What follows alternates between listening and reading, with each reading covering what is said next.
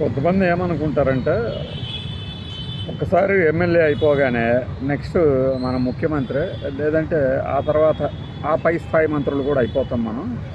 రాజకీయం అంటే ఇప్పుడు దాకా ఉన్న వాళ్ళందరికీ చేత కాదు, మేము కదా అసలైన రాజకీయ నాయకులు, మేము తలుచుకుంటే ఏమైనా చేయగలం అనే ఒక ఫీలింగ్లో ఉంటారు. చాలామంది నిజంగానే అంతటి సమర్థులు కూడా అయ్యి ఉండొచ్చు.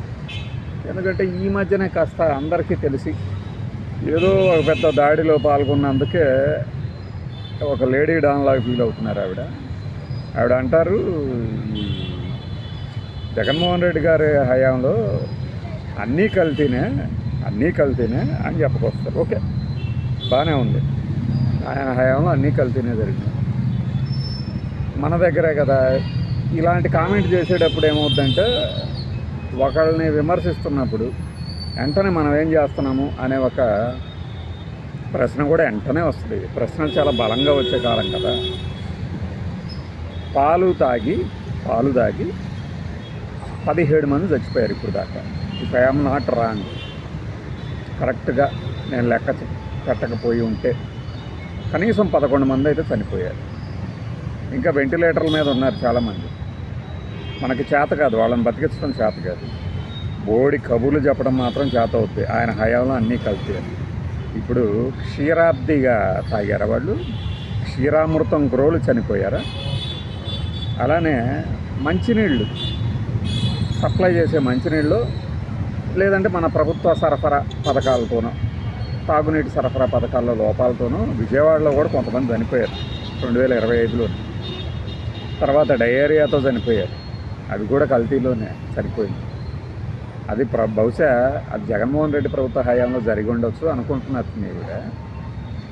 ఇంకా తురకపాలెం గుంటూరు దగ్గర ఈ రోజుకి అంటే బయటికి తెలియదు, నిజంగానే పాపం వాళ్ళకి తెలిసిందేమో, రిపోర్ట్లు ఇచ్చారేమో. ప్రపంచ ఆరోగ్య సంస్థ నుంచి కూడా వచ్చి ఇక్కడ, అంటే ప్రపంచ ఆరోగ్య సంస్థ అంటే జెనీవా నుంచి వచ్చారని చెప్పట్లని, వాళ్ళ ప్రతినిధులు ఉంటారు కాబట్టి వాళ్ళు కూడా వచ్చి చెక్ చేసి వెళ్ళారు. మరి ఆ మరణాలకు కారణం ఏంటనేది ఇప్పటిదాకా తెలియదు. మనం కల్తీ నెయ్యి అని అద్భుతంగా మాట్లాడుతాం.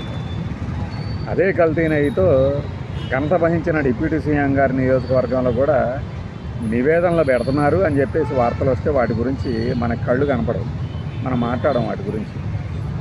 అట్లానే ఆవు మాంసం కేజీలు వైజాగ్లో పట్టుబడితే ఏది కోల్డ్ స్టోరేజ్లో, అది కూడా ఒక ఎమ్మెల్యే గారి ఏది అధికార పార్టీ ఎమ్మెల్యే గారి పిఏ గారే నెరవేరుతున్నారు ఆ కోల్డ్ స్టోరేజ్ అంటే దాని గురించి మనం మాట్లాడకూడదు. ఎవడు మాట్లాడకూడదు, లోపలేసి కొల్లబొడుస్తుంది.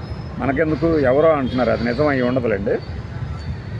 మనం మాత్రం హ్యాపీగా ఆటలాడుకుందాము. వీలైతే గుర్తొచ్చినప్పుడల్లా జగన్మోహన్ రెడ్డి హయాంలో ఎంత దారుణాలు జరిగిపోయాయో వణికిపోదాం. ఇప్పుడు జరుగుతున్నవి వాళ్ళ ప్రారంభం కొద్దీ వాళ్ళు చనిపోయారని సరిపెట్టుకున్నాం, అంతే కదా. మనం చక్కని పాలన అందిస్తున్నాం. చిక్కటి చిరునవ్వులతో జగన్మోహన్ రెడ్డి గారు చెప్తున్నట్టు ప్రతి ఒక్కళ్ళు హారతులు పలుకుతున్నారు. శ్వేతపత్రాలు విడుదల చేశారట గత ప్రభుత్వం తాలూకు హయాంలో ఏమేమి కల్తీ జరిగాయో. నిజమే, ఇప్పుడు కూడా ఆ ప్రభుత్వమే అధికారంలో ఉందని అనుకోవాలి మనం. లేదు, ఇప్పుడు ప్రభుత్వంలో ఉన్నది కూడా జగన్మోహన్ రెడ్డి గారి హయాంలో ఉన్న మంత్రులు ఆయనే ఉన్నారని అనుకోవాలి. కల్తీ ఇప్పుడు అసలు లేదు, అసలు కల్తీ లేనే లేదు. చక్కటి చిక్కటి అన్నీ 100% 100 పాళ్ళు స్వచ్ఛమైనవే మనం చేస్తున్నాం ఇప్పుడు అన్నీ కూడా. మనం అదే అనుకోవాలి. మనం వేలెత్తి చూపించడానికి, కన్నెత్తి చూడటానికి, పన్నెత్తి మాట్లాడటానికి మనకు అర్హత లేదు.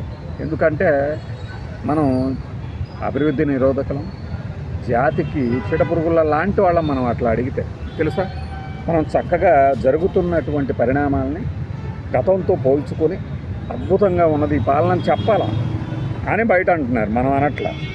లేదంటుకోండి ఏమవుతుంది, కొండ కోటింగ్ ఇయటానికి పోలీసులు వచ్చేస్తారు, అంతే కదా. అంతే, మనం గత ప్రభుత్వ తాలూకు తప్పిదాల గురించి వల్లె వేసేస్తూ 22 నెలలు గడిపేస్తాం. ఇంకేముంది, ఇంకో 24 నెలలు గడపలేమా? ఖచ్చితంగా గడపవచ్చు. మీరు చూడండి కావాలంటే. మనం ఒక్క ప్రశ్న అడగాలని మీకు అనుకుంటే ఏదో ఒక పేపర్లో రాసి గాలికి శ్రీశైలం మల్లన్న దగ్గర పేపర్లో చిట్కాలు రాస్తామే, ఏది ఆ మల్లన్న సినిమాలో అలా రాసేసి వదిలేసేయండి.